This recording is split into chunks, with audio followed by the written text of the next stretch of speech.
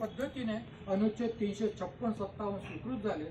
4 ऑगस्टला अनुच्छेद 358 आला, संशोधन नाकारलं गेलं, अनुच्छेद स्वीकृत झाला. 19 ऑगस्टला 354 अनुच्छेद संविधान सभेत मांडला गेला. 20 ऑगस्टपर्यंत चर्चा कंटिन्यू झाली.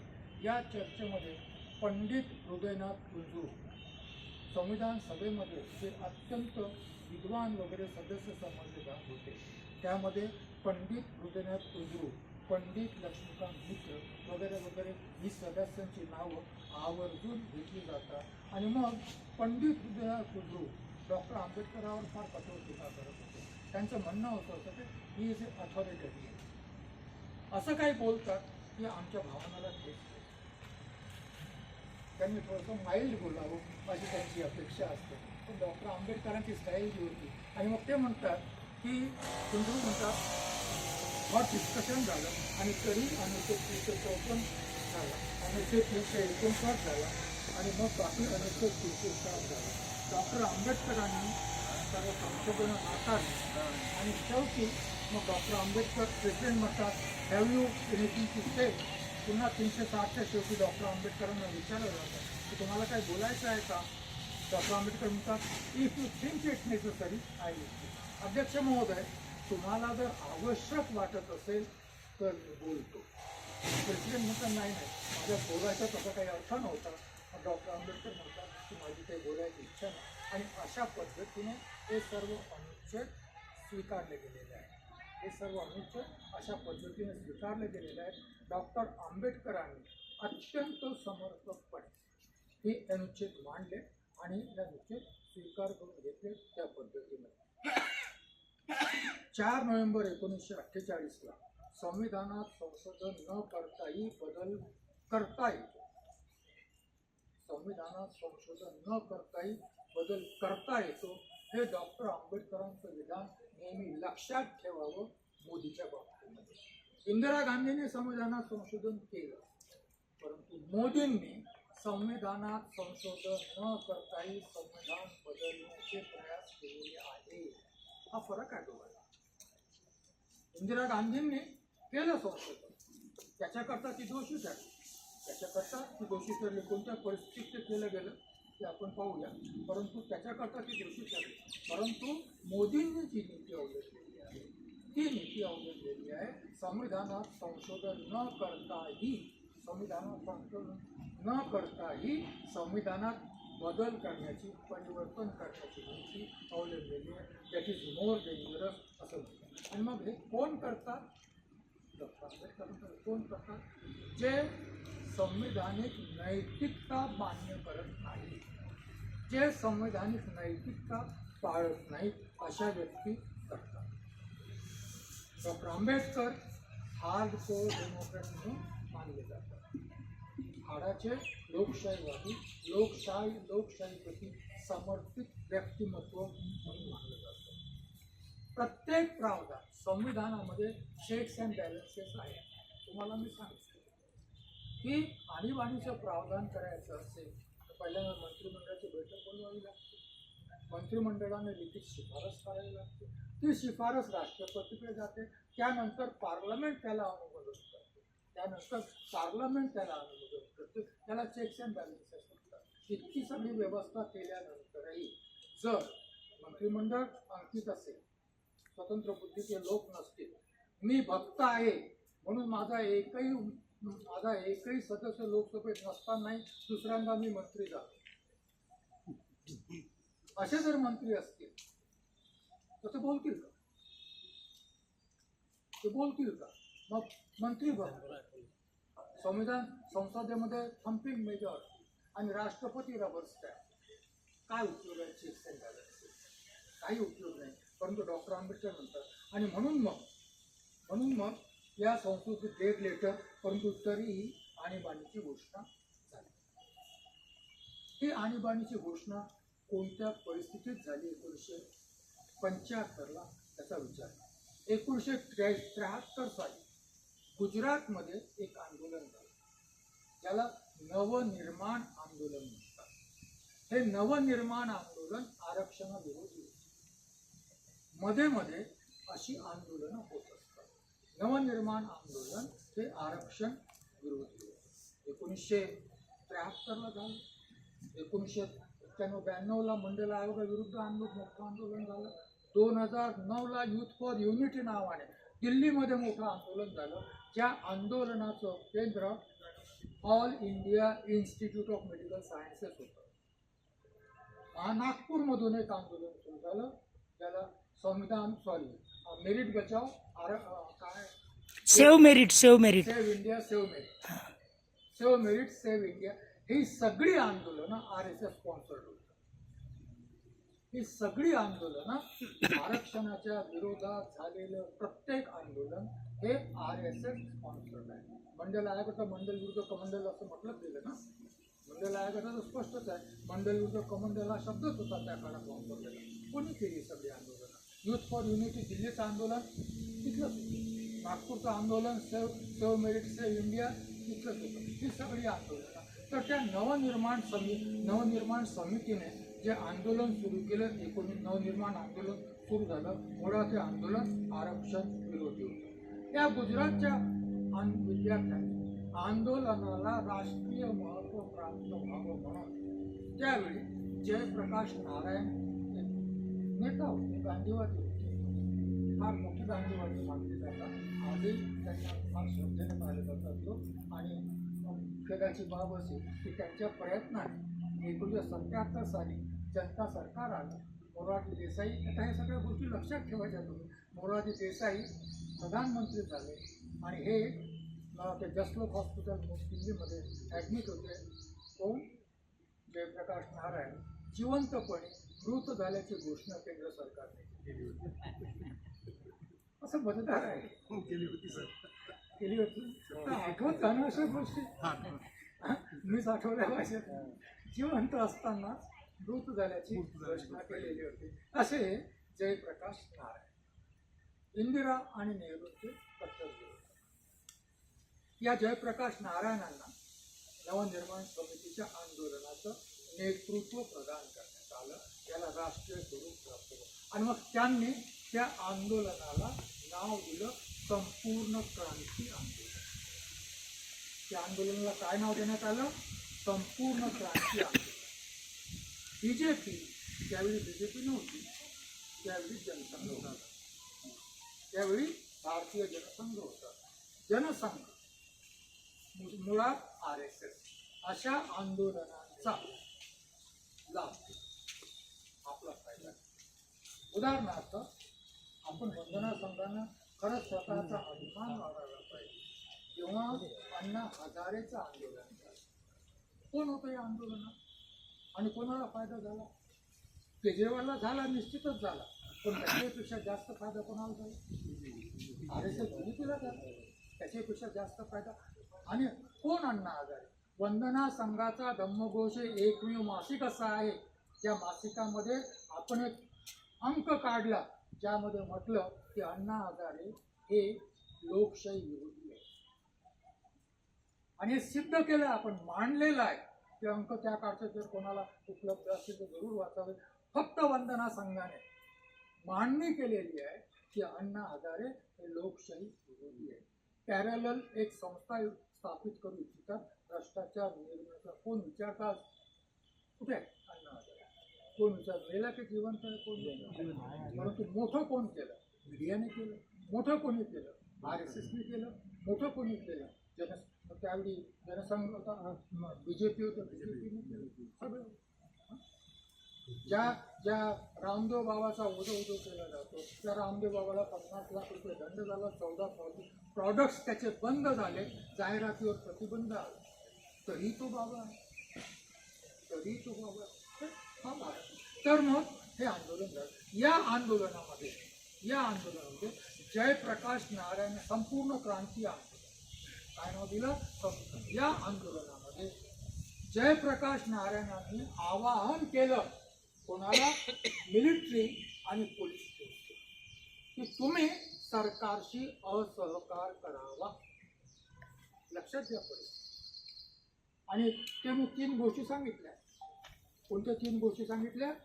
परराष्ट्राचं आक्रमण, युद्ध, आक्रमण आणि अंतर्गत बंडाळी, आता म्हटलेलं आहे अंतर्गत अशांतता.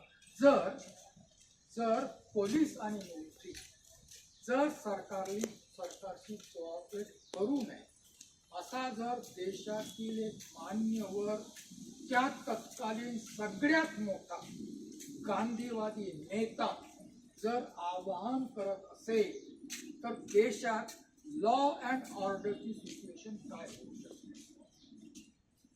लक्षात घ्या, ही गोष्ट लक्षात घ्यायला पाहिजे, सांगायला पाहिजे.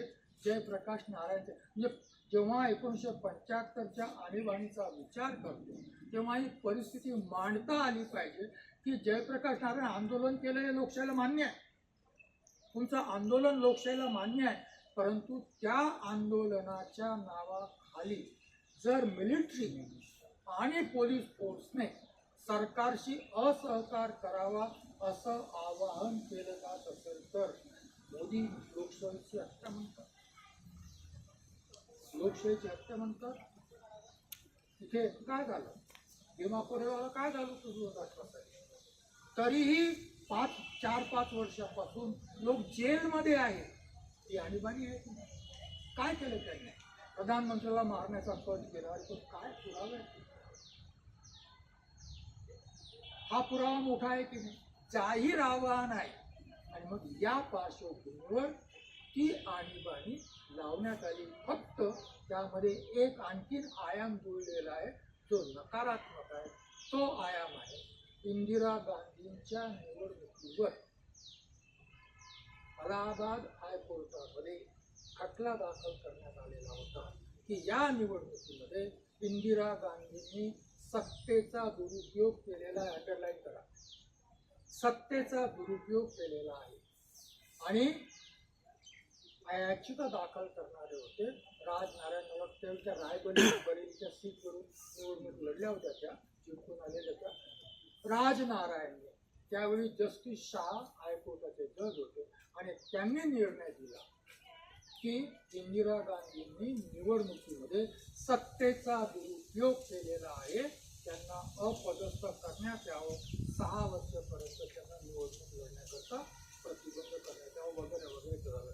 आणि मग जयप्रकाश नारायणचं आंदोलनाचं आवाहन बाजूला राहिलं. इंदिरा गांधींनी आपलं पद वाचवण्याकरता आणीबाणी निश्चितच लावली, पद वाचवण्याकरता निश्चितच लावलेली आहे, यामध्ये काही शंका नाही आहे. परंतु पद वाचवण्याकरता आणीबाणी लावली, हाच मुद्दा आजही बोलला जातो, हाच मुद्दा आजही बोलला जातो. जयप्रकाश नारायणचं आवाहन कोणीही सांगत नाही.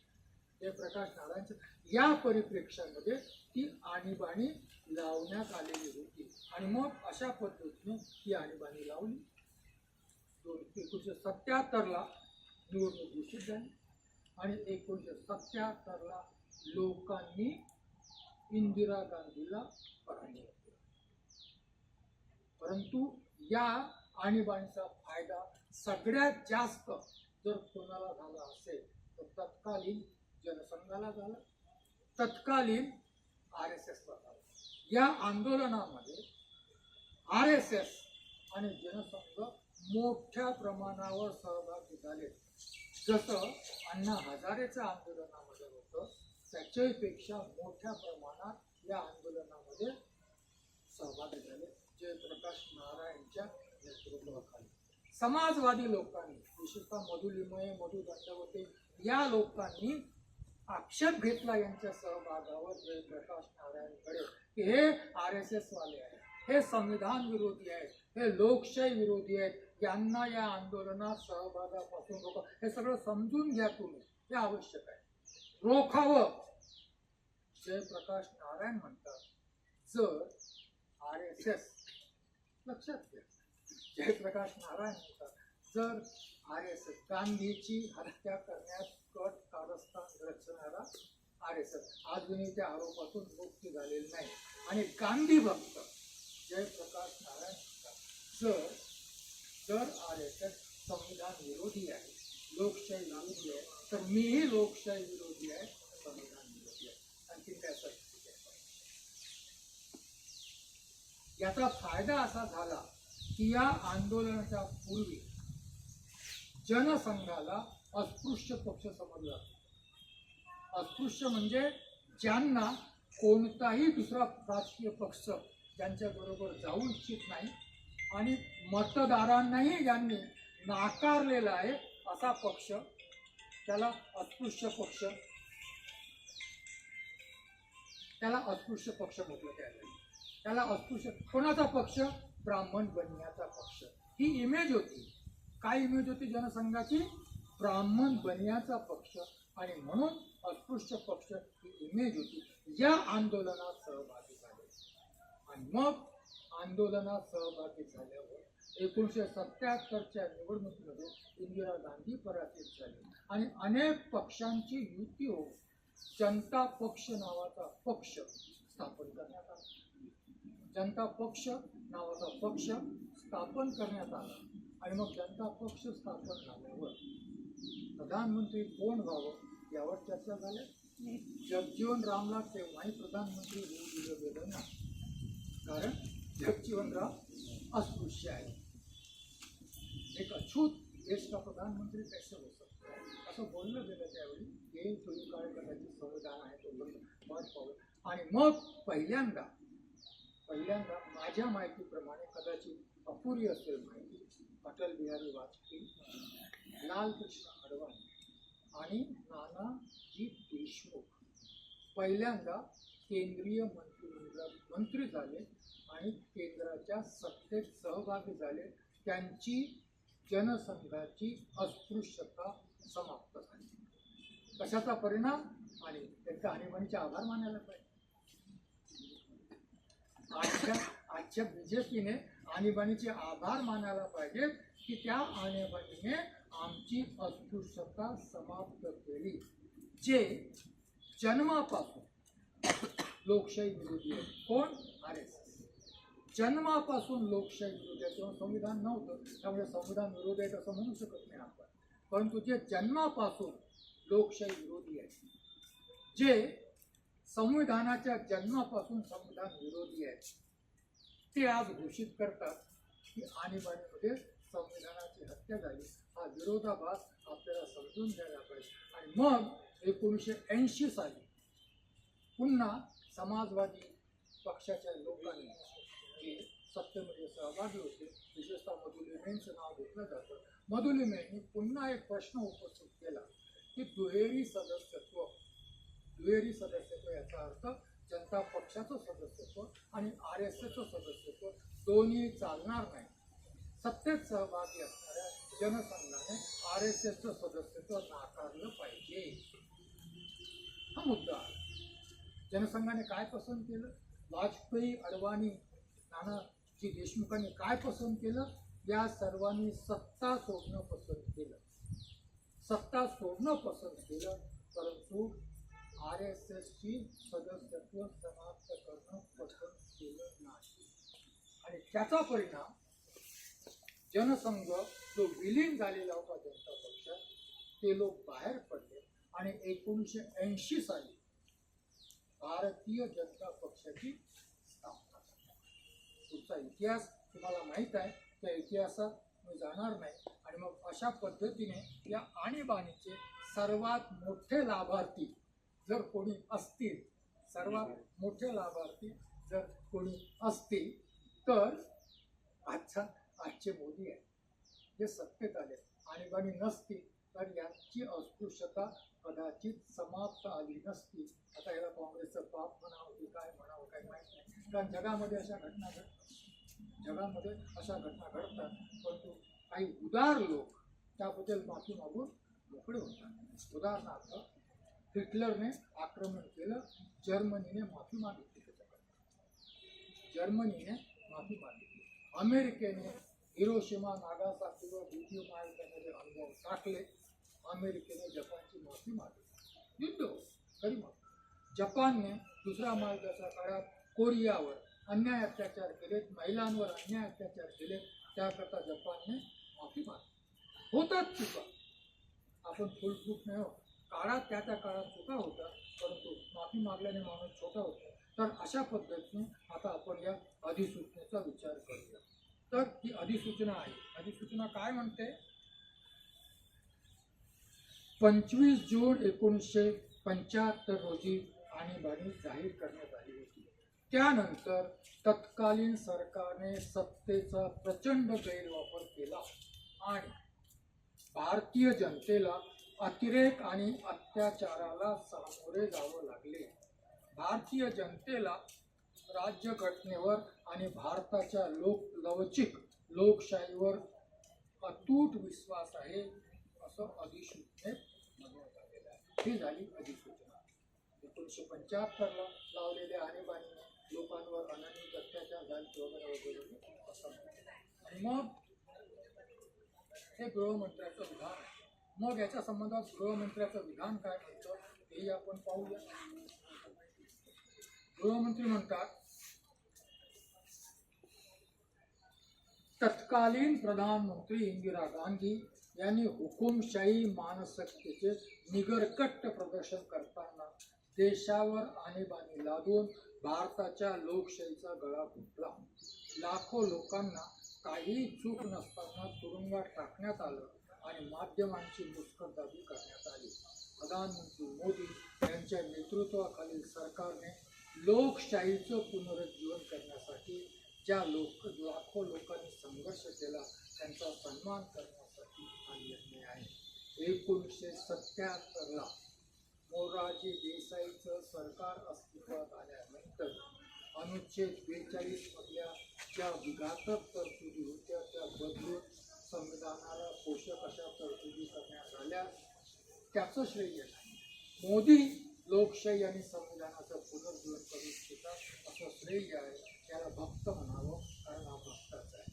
प्रधानमंत्री याचं स्वागत करतात आणि म्हणतात, राज्यघटना पायदळी तोडण्यात आली तेव्हा काय झालं याचं संविधान हत्या दिवस हे स्मरण आहे. तर आणीबाणीच्या अतिरेकामुळे त्रास सहन केलेल्या प्रत्येक व्यक्तीला आदरांजली वाहण्याचा हा दिवस आहे. जरूर वाहावं आदरांजली. आणि तुमच्या मृत्यूनंतर तुम्हालाही वाहू की मी संविधानाची हत्या केली म्हणून. तुम्ही लवकर म्हणावं अशी आमची इच्छा आहे. जिवंत राहावं, आम्हाला लढायला पाहिजे ना कोणीतरी. तर काही प्रश्न येतात मग.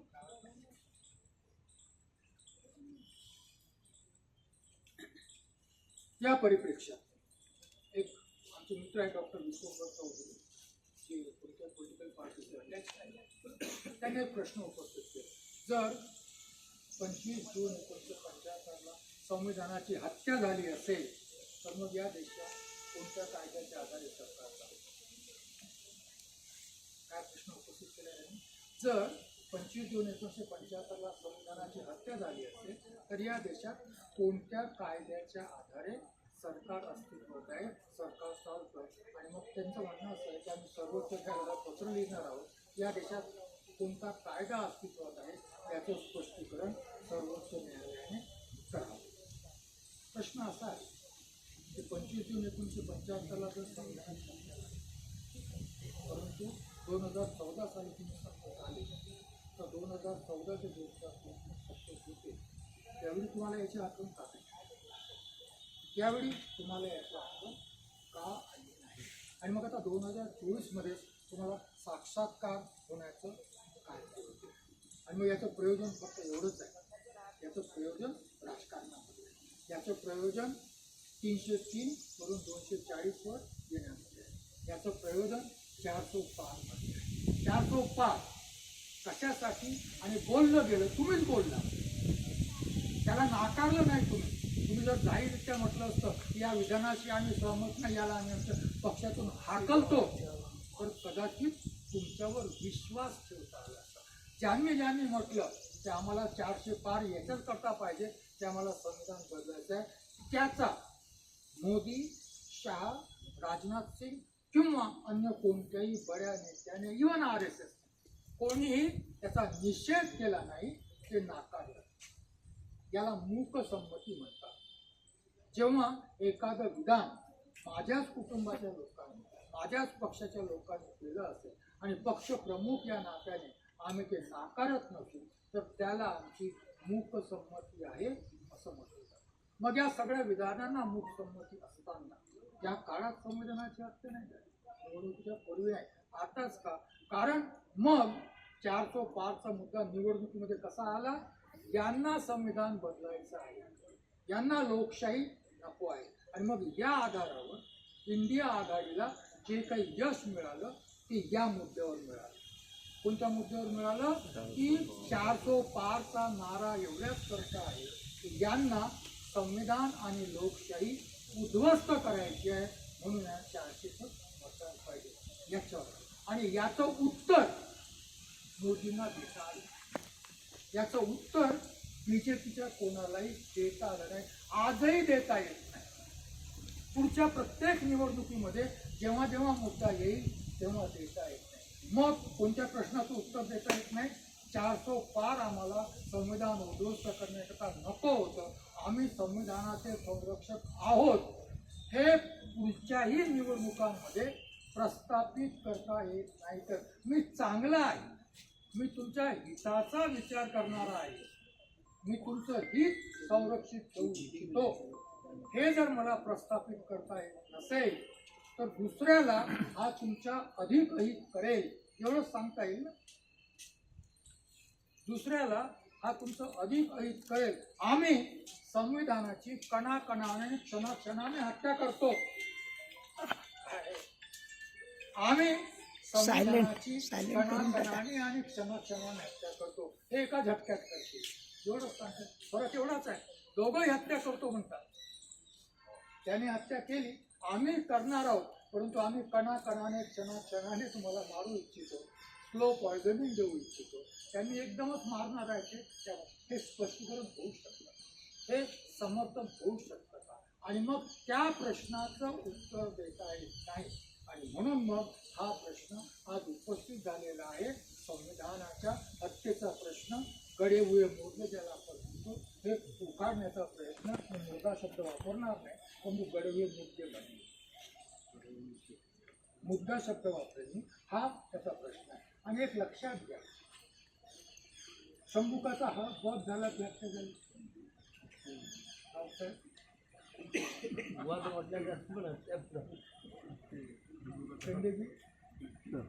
शंभुकाचा वध झाला की हत्या झाली?